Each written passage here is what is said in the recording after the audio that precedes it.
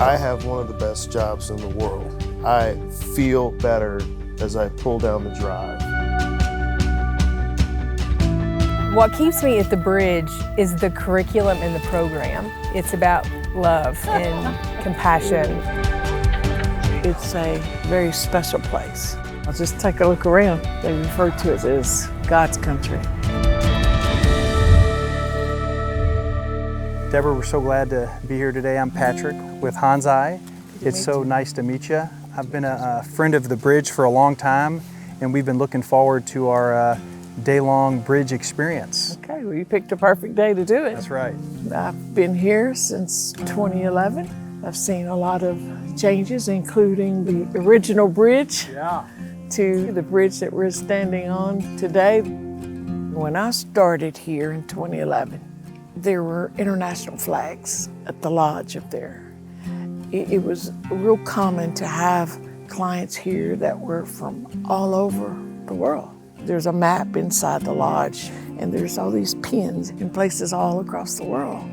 The clients would leave and take their experiences here back to share with their therapists. And then before you know it, their therapists were coming here.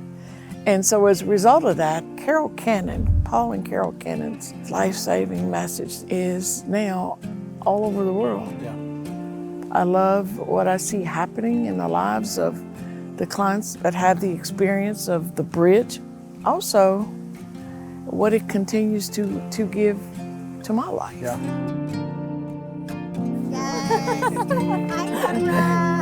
So Deborah and Shira, I'd love to hear what type of client would be the right fit for someone at the bridge.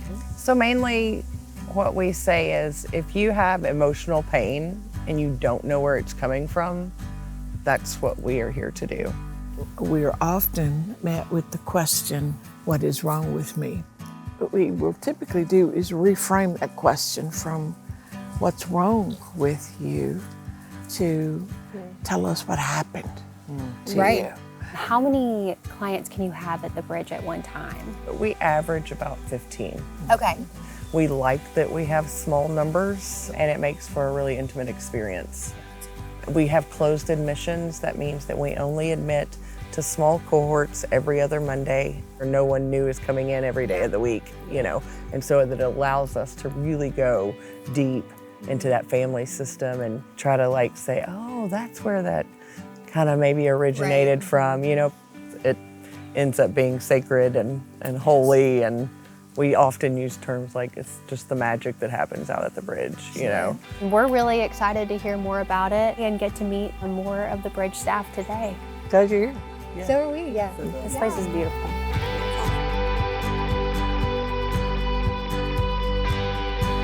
Antoine, it's so good to see you again. Tell us a little bit about your journey here the first time, and then how magical it was for you to come full circle and then to be able to be back here. Wow. I make no secret about being in recovery. I had to exchange an addiction for substances, for processes. Working steps, getting degrees, trying to climb the ladder. Workaholism is a real thing. As long as I had somewhere to be, I didn't have to be there for myself. I woke up one day and couldn't do it anymore. I called and heard about this place, and maybe there was something about healing that I didn't already know. So I gave it a chance. Seeing other people getting ready to go on the same journey that I was about to go on helped me understand that I wasn't the only person that felt crazy. The group experience was transformative. And then here we are, you come full circle to be back at the bridge. What really made me feel good about accepting the job was that they told me that primary number one is to not change things inside those group rooms. And if the bridge needs a guardian, I'm happy to do it.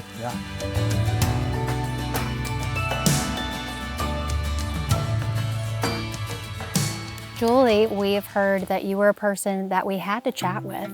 I've been here right at 11 and a half years. It'll be 11 and a half years in probably about 4 days. What keeps me at the bridge is the curriculum and the program. So much of it is based on Carol Cannon's writings.